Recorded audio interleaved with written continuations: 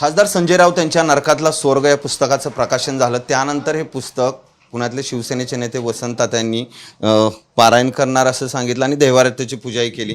तर त्या काय नेमकं सांगाल या पुस्तकाविषयी तुम्ही त्याची पूजा केली? कारण माननीय खासदार संजय राऊत साहेब यांनी त्यांच्या 105 दिवसांच्या जेलवारीमध्ये जे काही घडलं हे त्यांनी त्याच्यामध्ये मांडले. आणि संजय राऊत साहेबांनी या पुस्तक प्रकाशनाच्या वेळी जो विषय बोलले होते, शिवाय तो अगोदरसुद्धा ज्या टायमाला पुण्यामध्ये ते पुस्तक प्रकाशनाच्या आधी 4-5 दिवस आले होते त्यावेळीसुद्धा ते आमच्यासोबत बोलताना या विषयाच्या बाबतीत बोलले होते की ज्याला कुणाला विरोधी पक्षात बसून यशस्वी राजकारण करायचं असेल त्या प्रत्येकाने हे पुस्तक वाचलं पाहिजे. कारण सक्षम विरोधी पक्ष ज्या टायमाला एखाद्या ठिकाणी तयार होतो त्या टायमाला त्या विरोधी पक्षाला दाबण्याचं काम सत्ताधारी पक्ष करत असतो.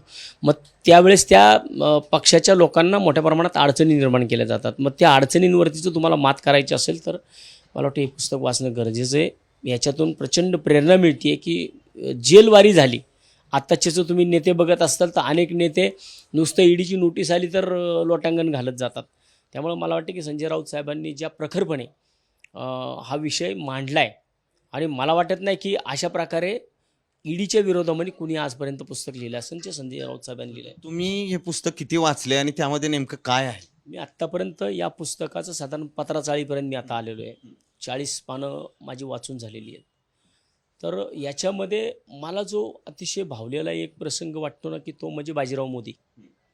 की मोदी साहेबांना जे काही 2014च्या अगोदर म्हणजे ते पंतप्रधान होण्याच्या अगोदर सामनामध्ये मला वाटतं आय थिंक मार्च 2014ला ऑक्टोबरमध्ये साधारण जर निवडणुका झाल्या तर मार्च 2014ला जो स्तंभ लिहिला गेला होता सामनामध्ये, तर त्याच्यामध्ये बाजीराव मोदी म्हणून जे मोदींना संबोधलं आहे म्हणजे थोरले बाजीराव. आणि तो इतिहास थोरले बाजीरावांचा इतिहास किंवा पेशवाईचा इतिहास हा पुण्याशी संलग्न आहे. आणि त्याच्यामध्ये जे काही त्यांना थोरले बाजीरावांची उपमा दिली आहे ती म्हणजे थोरले बाजीरावांनी जे अटकेपार झेंडे लावले होते तर ते झेंडे मोदी ज्या पद्धतीने त्याच्यात जे वर्णन केले, झप झप झप झप पावलं टाकत मोदी त्यांच्या पावलांमधून पंजाला उकडून टाकत होते. हे जे त्याच्यामध्ये वाक्यरचना केली आहे की मोदींना जी उपमा दिली आहे बाजीरावांची म्हणजे थोरले बाजीराव हे त्यांना अगदी बाहेर भारताच्या बाहेरून सुद्धा त्यांना मदतीसाठी हाक मारत होते. त्या टायमाला ते धावून जायचे तिथं. मग त्यांची जी भूमिका असायची तीच भूमिका ही केली होती, मोदींनी केली होती.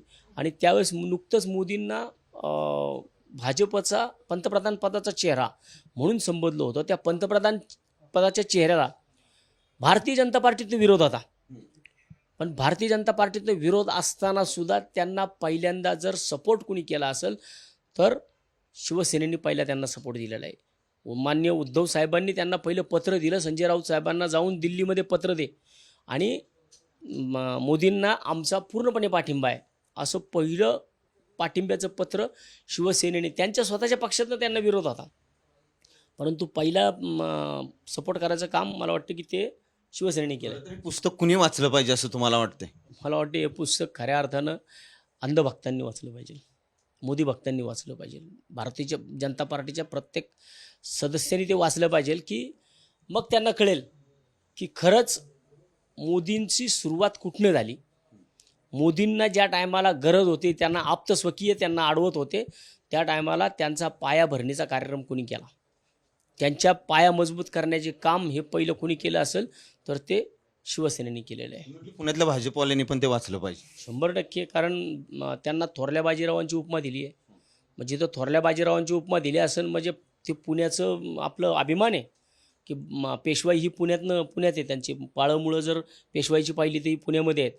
आणि त्याच्यामध्ये विशेषतः मोदींना सुरुवातीच्या काळात 2014 साली मार्च 2014च्या स्तंभलेखामध्ये अख्खा तो स्तंभलेख तसाच्या तसा सामनामधला ह्याच्यामध्ये दिलेला आहे की त्यांना कशा पद्धतीने उपमा देण्यात आली होती ती जर आपण इथं पाहिली मला वाटतं की ते बाजीराव मोदी मग ह्याच्यामध्ये जे काय शत्रूच्या खड्या समशेरी वाकती पुणे दरबारी पेशवे मराठी स्वारी तळपती तिखट तलवारी हे जे काही वाक्यरचना दिलेली आहे ना हे 2014चं आहे स्तंभलेख. ह्या बाजीराव मोदी सामना रोखोक 3-30. पुण्यातले भाजपवाले चुकतात असं वाटतंय तुम्हाला वाचलं तर? पुण्यातले नाही देशातले चुकतात आहे. पुण्यातले काय घेऊन बसलाय, देशातले महाराष्ट्रातले भाजपवाले चुकतात आहे त्याच्यामध्ये की त्यांनी पहिल्यांदा इतिहास हा कधीही पुसायचा नसतो. तो इतिहासाची तुम्ही पुनरावृत्ती करायची असती, त्याचं मार्गक्रमण करायचं असतं. परंतु हे इतिहास विसरून पुढे चालले ते. हे सगळं विसरतं ते म्हणतात. दुसरीकडे मुख्यमंत्री असतील, बावनकुळे असतील किंवा त्यांचे जे नेते असतील ते आमदार, हे सगळे टीका करतायत पुस्तकावर वेगवेगळे. बघा, आपल्या मराठीत एक म्हण आहे, खरं बोललं की सख्या आईला राग येतो. तशा प्रकारे ह्या पुस्तकामधनं मोदी साहेबांची आणि अमित शहा साहेबांची खरी वास्तवता मांडलेली आहे. आणि सत्य हे कटू असतं, त्याप्रमाणे हे सत्य कटू आहे ते पचवणं भारतीय जनता पार्टीला अवघड जातं आहे. त्यामुळे मला वाटतं की खरे मोदी काय, प्रत्येकाने राजकारणाशी संबंधित असणाऱ्या प्रत्येक व्यक्तीने हे पुस्तक वाचलं पाहिजे. मग त्यांना कळेल की जो आज देशाचे ज्यांना आज विश्वगुरू म्हटलं जातं, ते विश्वगुरूंची सुरुवात कशी झाली होती हे प्रत्येकाने. बाल साहित्यात ठेवा पुस्तक, अशी एक उपहासात्मक टीका केली जाते. बघा, बाल साहित्य आहे की हे प्रेरणादायी साहित्य आहे हे वाचल्याशिवाय कळणार नाही. त्यामुळे त्यांनी जर त्यांना जे आता काय कळतंय, त्यांना जे सांगतात, मला वाटतं कदाचित फडणवीस साहेबांनी ते वाचलं नसेल, ते IQ बातम्यावरूनच बोलत असतील. त्यामुळे फडणवीस साहेबांनी कमीत कमी सार पाहिला 30-40 पानं जरी पाठवतो ना माझ्याकडे आता पुस्तकाच्या मला वाटतं की मी सगळ्यांना पाठवणार आहे पुस्तक.